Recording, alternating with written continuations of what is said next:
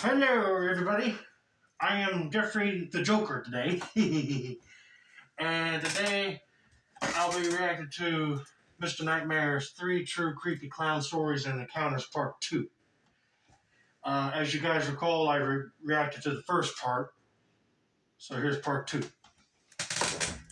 And to be honest with you, I hope he does another part to these clown videos, or people submit more clown stories, because I enjoy listening to them, but I just hope that don't happen around me. Or it don't happen again. Knock on wood.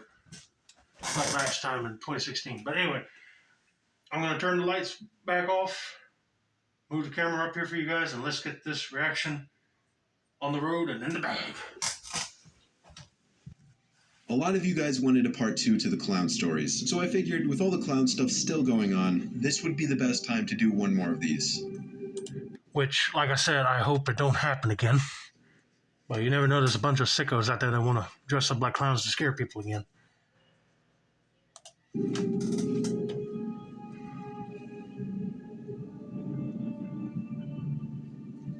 Three days ago, I had an encounter with one of those crazy clowns that everyone's hearing about lately. Most people are running into them on the road in the safety of their cars. I, however, had a much more disturbing encounter. I live in Massachusetts. My property is enclosed by trees with a long, winding driveway leading to the road. During the day, I was cutting down a drooping branch from a tree above the entrance to my property. That's when I first saw him. A clown. Or a guy dressed as a clown, I should say, walking down the side of the road and stopping very slowly right at the center of the start of my driveway. Oh. He very gradually turned his head to face me, body still facing the road. I had to give him credit. His clown costume was terrifying, the Mask looked horror movie status. I chuckled to myself and smiled in his direction. Judging by everyone else's experiences, I was expecting him to start bluff charging me, but he didn't. He just turned his head back to the road and kept walking. I would have said something, but I guess I just didn't care enough. That night I did my usual locking up of the shed outside and shutting off all the lights.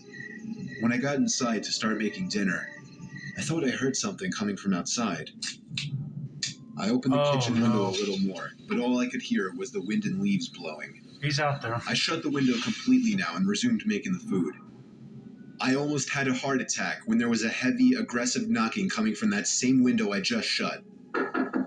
My whole body immediately went into panic mode. I felt every body part shaking, and my heart thumping twice as much than usual. I took the knife I had sitting on the counter and brought myself to look out the window, but it was literally too dark to even see past the glass. Once again, I struggled to sum up the courage to do something I felt needed to be done, which was this time to turn on the patio light and go outside. So I walked over to the back sliding glass door in my kitchen, put my finger under the light switch, afraid to flick it, waiting for a good 5 seconds, and finally did it. The horror I was afraid to experience out there came prematurely, before I could even step outside. The patio light exposed the same clown from earlier, standing right outside the sliding glass door, head tilted like a dog, staring at me behind the ugly mask. I could have and probably should have opened the door there and then and stabbed the guy, or at least threatened him. But it's so easy to think back and say I should have done that. Instead, I simply ran upstairs to the telephone where I called the police. I could hear banging on the heavy glass door downstairs all the way up from my bedroom. And it got worse as the clown started pounding with both hands repeatedly as opposed to the slow and steady knocking he was giving before. It got the worst when the clown started screaming like a psychotic asylum patient over the sounds of the pounding on the door. I felt like I was going to die. Literally every minute that went by, the cops hadn't arrived yet felt like 5 minutes. The screaming and banging finally came to a stop when I heard a familiar voice outside yelling, "What the hell are you doing?" and "Get the fuck out of here." I looked out the window to see Marv, my neighbor, walking over with a rifle in his hand. When I went outside to greet and thank him, he told me the clown ran off into the woods. The cops arrived briefly after that and took down my description, did a quick 5-minute sweep of the property, and left. Marv let me crash at his place for the night just in case. We don't play with shit when it comes to our well-being and safety. So yeah, Thank you, Marv. If you didn't get there sooner, that clown probably would have got the strength to break down the glass on the door. At the time I'm sharing this, that was only 3 days ago, in the midst of all this clown horror. Oh, Lord. But like I was trying to say, the way you describe him, it sounded like a mental patient wearing a clown costume. But yeah, no, I'm glad you didn't open the door because you never know if that guy had a knife of his own or a gun. And if you try to threaten him, he'd probably pull one of them objects out and kill you. But I don't know what he was trying to do. But probably the one thing he did do was scare you to death. But I'm glad your neighbor did show up with a rifle and get him out of there. But I'm glad he also let you crash at his place because there's no way I would be staying at my house that night without gun protection or anything because you never know, he might come back. All right, let's get to story number 2. Made, and it was supposedly made by clowns who threatened to come to my school. Of course, it was taken seriously and police were called. Even the SWAT team arrived to my school. Yeah, I'll be The taking it time the seriously too. clowns said they would come was around 11 a.m., so by the time 11 o'clock came around, everyone was freaking out. I, on the other hand, along with a couple other friends, knew it was probably fake and wasn't going to happen. I even heard a story where someone saw a clown at the local pool and chased a peer of mine around. I didn't believe it, though. But anyways, at around 11:15, I heard the panicked voice of my vice principal come over the loudspeaker and say, "We are now going into lockdown. Please shut the doors and lock the windows." You see right there, when a clown group decides to threaten a school, you make everybody there worried and even get the cops involved. I mean, I don't know what is wrong with these people. They just think it'll be a good scare tactic. I started to get a little freaked out, but kept my cool. We all huddled in the corner of the room out of sight from the door, the normal procedure. We had to stay there for an hour and a half, just waiting in silence. The vice principal's voice eventually came back onto the intercom, and he said we were free to go home since it was the end of the day. To say the least, I was relieved. I gathered my things and started walking home. My house was about a mile away from the school, so the walk was about 20 minutes. I jammed my earbuds in about a minute into the walk. I have to walk past a couple strips of forest, which today of all days kind of freaked me out, but I didn't really let it bother me too much. I would have been calling somebody to pick me up because there's no way I'm walking down the road and there might be a clown on the loose trying to either kill or scare you. I'm not taking those chances. About 5 minutes into my walk, I was passing the forest when I saw someone wearing very bright colors. I looked away, telling myself it's just in my head, but I looked back and saw it again. It was wearing white and yellow polka-dotted baggy pants, except its entire outfit was ripped and dirty. It was wearing a yellow button-up top kind of thing.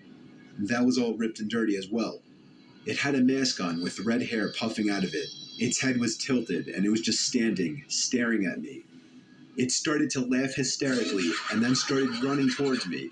Oh, I heck screamed no. and dropped my bag and ran back to the school to find a police officer there.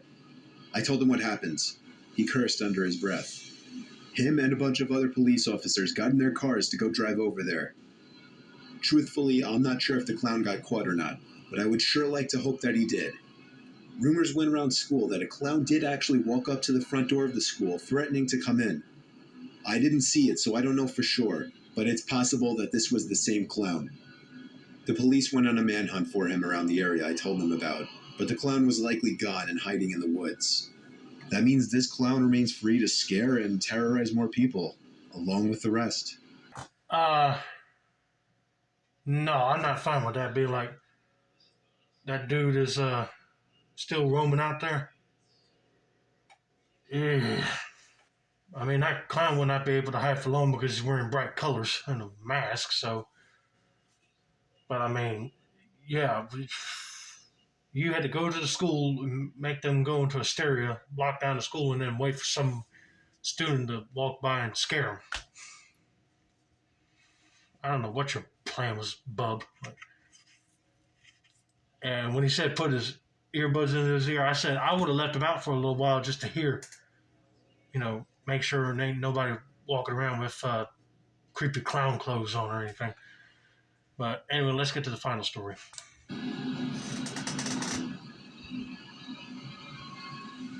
Friday night, October 7th, 2016. It's like 1 in the morning. I'm walking home from my friend's house a little buzzed.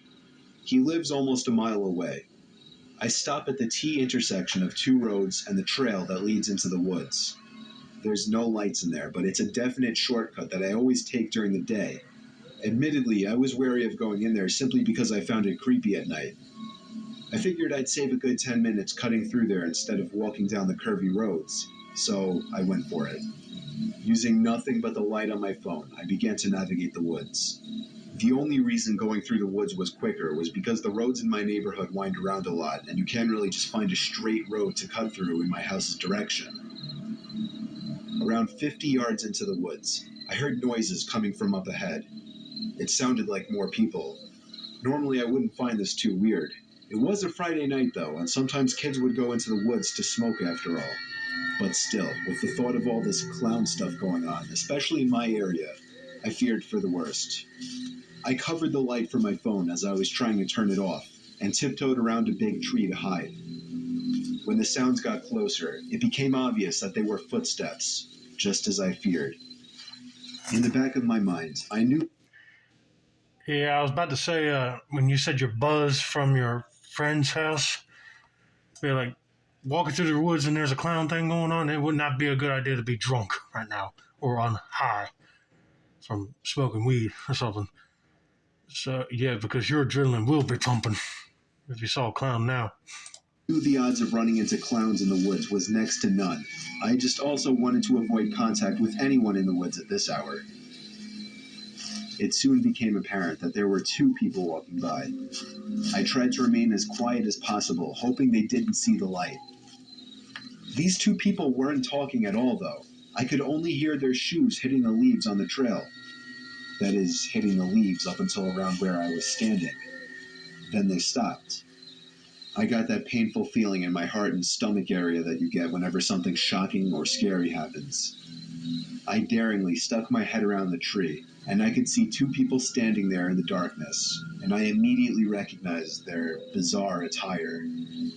These were two clowns. It didn't feel real. I even imagined this exact scenario playing out in these woods, and here it was happening now. I knew they would have seen the light, that's why they were stopped. They knew I was hiding somewhere. The question was, what were they going to do to me? It was the most tense moment of my life. However, it only lasted maybe 20 seconds. Then I heard the two clowns continue walking down the trail. When they were far enough away, I hopped up and ran for the other side of the woods, not caring how much noise I made. There you go. My house was across the street from the woods, so as soon as I made it across, I was basically home. Yeah, if you hear him like disappear further into the woods, I'll be like getting up and try to speed walk or sprint out of there, basically. But then you got to be careful and make sure they don't hear you and start chasing after you, because they'll find out where you live. My mom was already asleep by then, so I went around back and unlocked the back door with our secret key. I made a point of locking the door right away and shutting the blinds. There you go. I walked over to the living room, about to shut those blinds, when I noticed the clowns across the street, standing by the edge of the woods, facing my house. Oh, I couldn't crud. tell if they were actually staring at me or not, but they were just still like statues, and I'm sure they were trying to scare me. I woke my mom, and she went to go check it out. But just like in any horror movie, the clowns were gone, meaning I was the only one who actually saw them. I tried to go to sleep, and given that I was still buzzed, kind of helped ease me into a sleepy state. In my bed, after facing the wall for a while, I got uncomfortable, so I flipped over to the other side, where I had a view of my whole room. Even though I was tired, I had trouble keeping my eyes closed, simply because I couldn't stop thinking about those clowns. What if they were out there right now? The curiosity was killing me to the point where I wanted to get up and look out my window.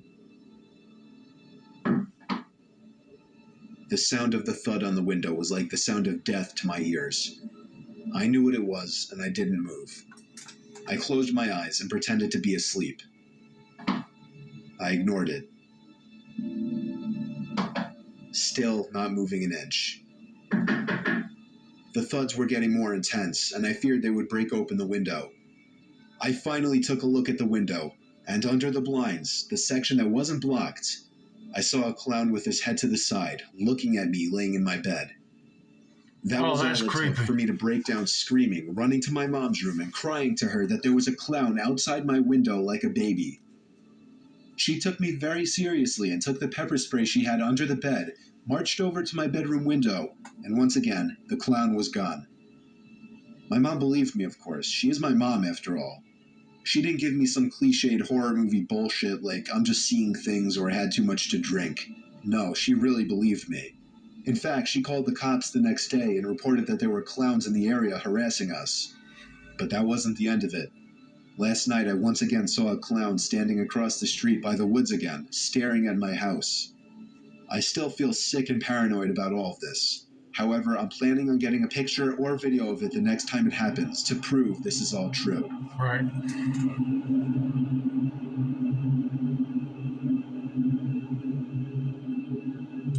Yeah, I would do that myself. Take a picture or video just to prove to my parents or the cops that there is somebody stalking us and won't leave us alone. So I figured that they would have heard him running and they would follow the noise and be like, "Oh, this is where that guy lives at." Okay, and then they want to start harassing him now. But yeah, anyway, that's gonna be it for now. Don't forget to like, subscribe, turn on post notifications for more Mr. Nightmare content like this. This has been another successful installment of the Tin Man's Corner channel.